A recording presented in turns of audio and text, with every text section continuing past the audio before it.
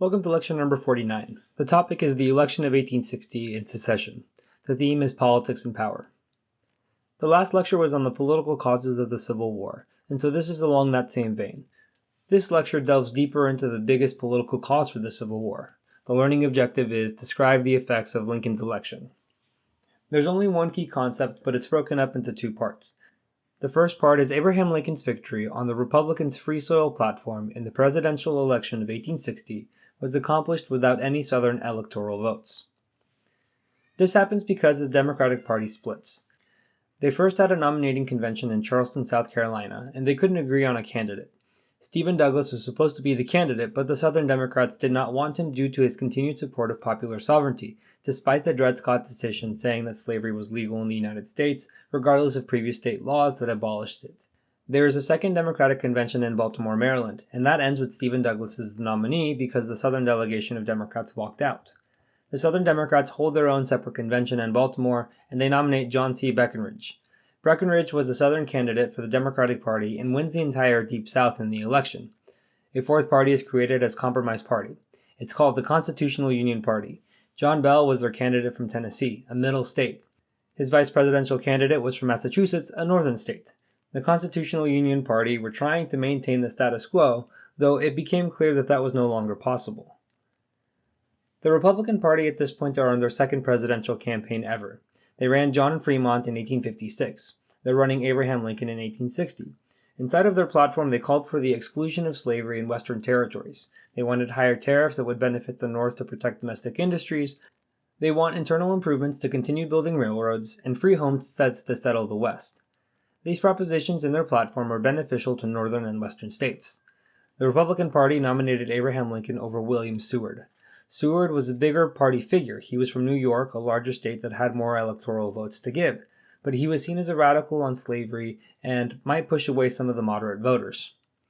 Abraham Lincoln seemed like more of a moderate candidate. He had proven that he could stand up to a national caliber politician in the Lincoln-Douglas debates in 1858. And hailed from the state of Illinois, a western state that could tip the scales for the region to vote Republican. Lincoln won a majority of the electoral votes, but because some of the southern states did not allow the Republican Party to have Lincoln's name on the ballot, he did not win a majority of the popular vote.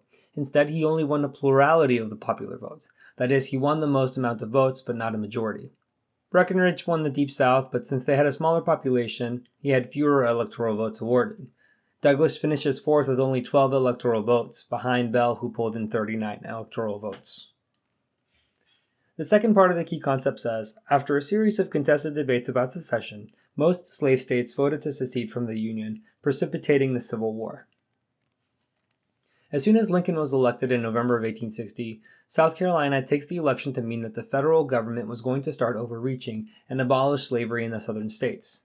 This is despite that the Republican Party did not have a majority in the Senate and did not have enough support in the Supreme Court. Remember, Roger Taney is still the Supreme Court's Chief Justice, the person who said that slavery was going to be legal across the United States because enslaved people were property. Despite all that, Southerners still interpreted Lincoln's victory as a sign of Northern control to come. Therefore, South Carolina secedes in 1860. Delegates come together in a convention and put forth articles of secession. 11 more states secede before Lincoln is inaugurated in March of 1861. The lame duck president, James Buchanan, does absolutely nothing to stop them from seceding.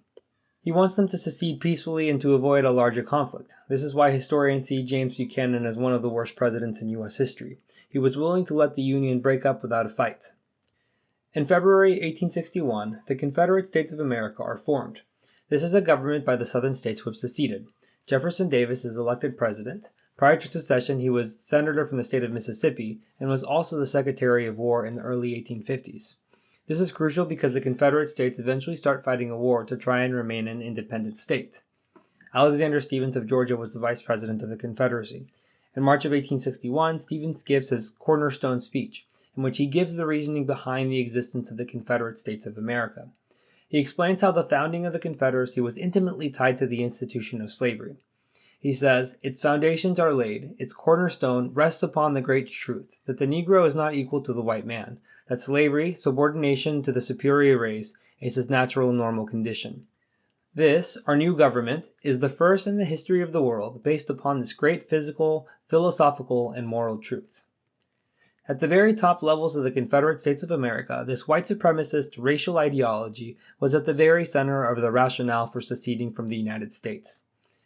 Meanwhile, up north, in Congress, there was one last attempt at compromise to keep the Southern states from seceding, in the form of the Crittenden Amendment.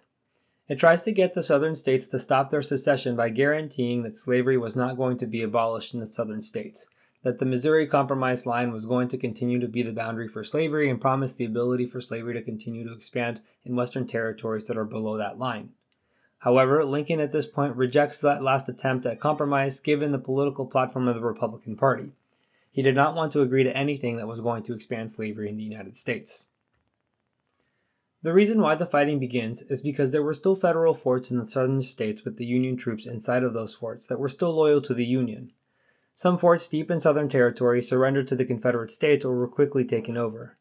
Fort Sumter in South Carolina still had Union troops loyal to the Union inside. The soldiers hold out for as long as they can and eventually will need a resupply of food and supplies.